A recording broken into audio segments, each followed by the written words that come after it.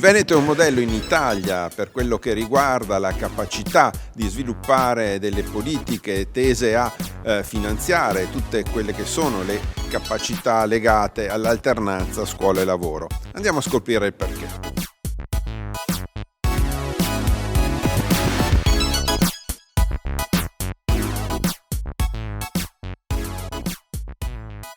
Potrei dire 3 caratteristiche che rendono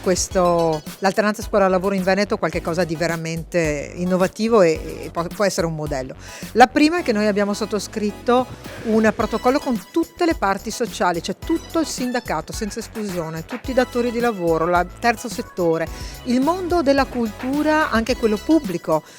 perché riteniamo che l'alternanza sia veramente un'esigenza che proviene dal territorio. La seconda è che abbiamo spinto l'alternanza anche quando qualcuno non ci aveva creduto molto. La retromarcia dello scorso governo da noi ha trovato invece un convincimento maggiore, cioè noi abbiamo continuato a dire finanziamo tutto quello che possiamo come regione, scuole non mollate perché è importante, quindi ci abbiamo creduto. La terza ragione è che il modello innovativo prevede anche che l'alternanza sia possibile per i docenti, cioè i docenti che volessero fare percorsi, che vogliono fare percorsi di alternanza scuola-lavoro avranno da parte nostra un sostegno, da parte della regione che finanzierà questa progettualità e da parte loro ovviamente la dimostrazione che è una scuola che crede realmente che l'alternanza non sia solo qualcosa che devono fare i ragazzi, ma che sia un modello di innovazione della didattica. In più si è aggiunto negli ultimi anni l'esperienza degli studi tecnici superiori, Veneto direi che è un'eccellenza, lo dimostrano anche i risultati che sono emersi dalla valutazione a livello nazionale che è indipendente. Questo perché abbiamo fatto una scelta di mettere a capo delle fondazioni ITS un imprenditore,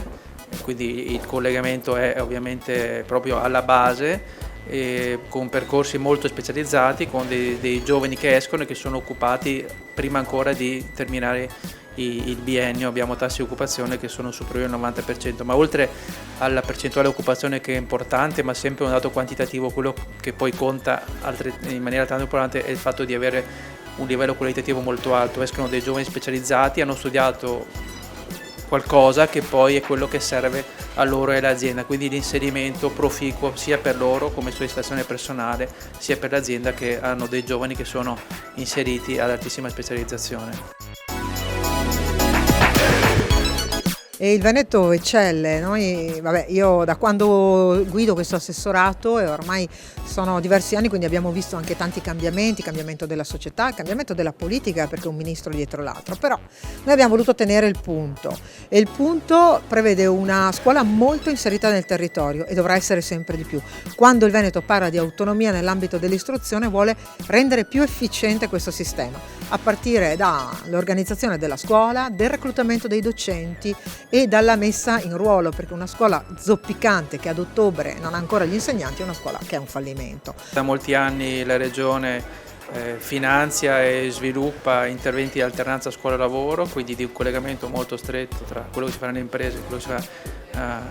a scuola, e abbiamo anche previsto le sperimentazioni non solo per mandare gli studenti in azienda ma anche per favorire la partecipazione dei docenti in azienda con delle sperimentazioni. Una scuola dentro il territorio vuol dire che risponde alle esigenze di questo territorio. Quando un settore molto dinamico come quello della meccanica elettronica del Veneto mi dice abbiamo bisogno di super tecnici, noi immediatamente abbiamo risposto con gli ITS della meccatronica che dà il 100% di occupati. Vale così per il turismo, Regione Veneto, prima regione in Italia per numero di turisti e presenze, per anche diversificazione dell'intero contesto.